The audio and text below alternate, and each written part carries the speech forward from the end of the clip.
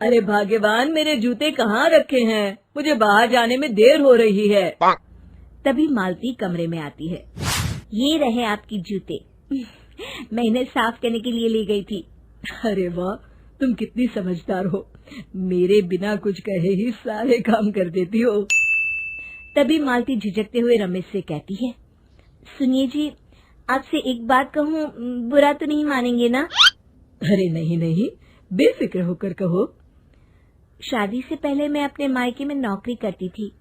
मैं चाहती हूँ कि अब मैं फिर से नौकरी करना शुरू कर दूं। वैसे भी सारा दिन घर में बोर हो जाती हूँ। देखो मालती, तुम्हारे नौकरी करने से मुझे कोई ऐतराज नहीं है, लेकिन तुम्हें एक बात बता दूं, हमारे खानदान में आज तक कभी किसी औरत ने नौकरी नहीं की।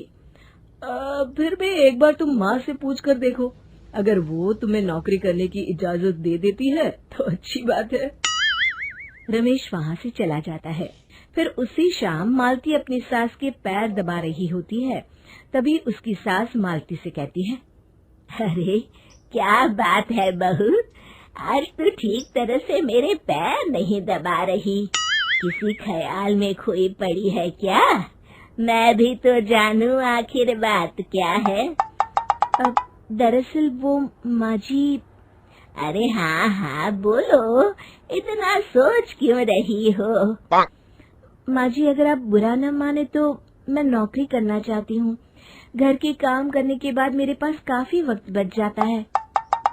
मालती की ये बात सुनकर उसकी सास गुस्से में कहती है, अरे बहू, तेरी तबीयत तो ठीक है ना? आज ये कैसी बहकी बातें कर रही है? भला हमारे खानदान में आज तक कभी किसी औरत ने नौकरी की है जो तू नौकरी करने की बात कर रही है, हैं? अरे बहू, तू क्या रिश्तेदारी में हमारी नाक कटाना चाहती है? जितना जल्दी हो सके अपने दिमाग से नौकरी का भूत उतार दे, और अब जा, जल्दी से रसोई में जा, खाना बनाने का वक्त हो रहा है। मालती मन मार कर खाना पकाने के लिए रसोई घर में चली जाती है। अगले दिन, नमस्ते माँ जी, कैसी हैं आप? अरे आओ आओ दिवाकर बेटा, बैठो, मैं तुम्हारे लिए चाय मंगाती हूँ।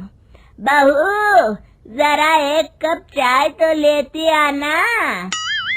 फिर दिवाकर एक फाइल खोलकर मालती की सास के सामने रख देता है।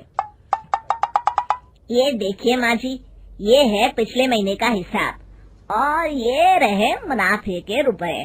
एक बार हिसाब देख लीजिए और इन कागजों पर अपने दस्तखत कर दीजिए। अरे दिवाकर बेटा, मैंने भला आज तक कभी तेरा हिसाब देखा है जो अब देखूंगी? ला बता, कहाँ दस्तखत करूं? तभी मालती चाय लेकर वहाँ आ जाती है और अपनी सास को बिना कागजातों को पढ़े इस तरह लापरवाही से दस्तखत करते हुए देखकर हैरान रह जाती है। अच्छा माँ जी, अब मैं चलता हूँ, फैक्ट्री में बहुत काम है। फिर दिवाकर वहाँ से चला जाता है। कुछ दिनों बाद मालती बाजार में कुछ सामान खरीद रही होती है। तभी एक बूढ़ा आदमी उसे आवाज देता है, अरे मालती बेटी, कैसी हो? मुझे पहचाना? मैं तुम्हारी कंपनी में मुनीम का काम करता हूँ। हाँ चाचा जी, मैं आपको बिल्कुल पहचानती हूँ। कहिए, कैसे हैं आप? मैं तो ठीक हूँ। कंपनी में कुछ भी ठीक नहीं चल रहा, यहाँ तक कि हमें ठीक वक्त पर तनख्वाह भी नहीं मिलती। ये आप क्या कह रहे हैं? अब क्या बताऊं, आप लोग तो कभी हिसाब किताब देखने दफ्तर आते नहीं। मेरी मानो तो एक बार आप लोग दफ्तर आकर सारा हिसाब किताब देख लो, आपको असलियत पता चल जाएगी। अच्छा बेटी, अब मैं चलता हूँ, देर हो रही है। फिर वो बूढ़ा वहाँ से चला जाता है। वहीं दूसरी तरफ मालती घर पहुंचकर अपनी सास को सारी बात बताती है।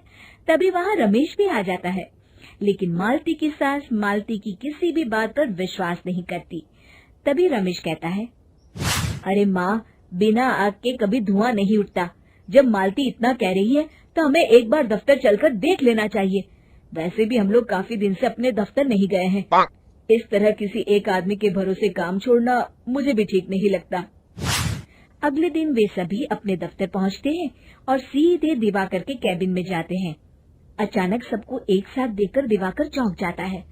अरे माँ जी, आप सब लोग अचानक यहाँ कैसे आ गए? अगर कुछ काम था तो मुझे एक फोन कर दिया होता, मैं आपके घर आ जाता।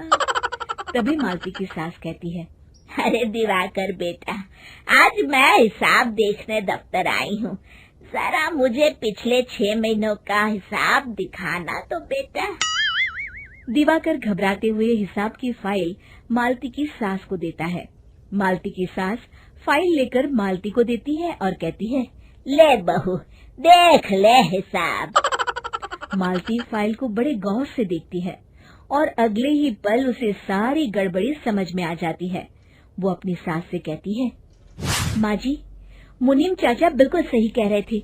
हमारी कंपनी में पिछले 6 महीनों में जितना मुनाफा हुआ है, हमें उसका आधा पैसा भी नहीं मिला। यूँ समझ लीजिए कि 1 रुपये में सिर्फ चवन्नी ही हमारे हाथों में आई है। मालती की बातें सुनकर मालती की सास गुस्से से दिवाकर को पूछती है, क्यों दिवाकर, मेरी बहू जो कह रही है वो सच है? दिवाकर समझ जाता है आज उसका भांडा फूट चुका है। वो गिड़गिड़ाते हुए कहता है, मुझे माफ कर दीजिए माँ जी, मैं पैसों के लालच में अंधा हो गया था। अरे वाह दिवाकर, तू तो 1 नंबर का चोर निकला। इतने दिनों से मैं तुझ पर आंख बंद करके भरोसा करती रही और तू मुझे ही चुना लगाता रहा। अभी के अभी निकल यहाँ से और दोबारा अपनी शक्ल मत दिखाना। दिवाकर वहाँ से भाग जाता है। मालती की सास मालती को शाबाशी देते हुए कहती है, बहू, आज मैं समझ गई कि पढ़ाई लिखाई हमारी जिंदगी में कितनी जरूरी है। मैं बहुत किस्मत वाली हूँ जो मुझे तुझ जैसी बहू मिली है।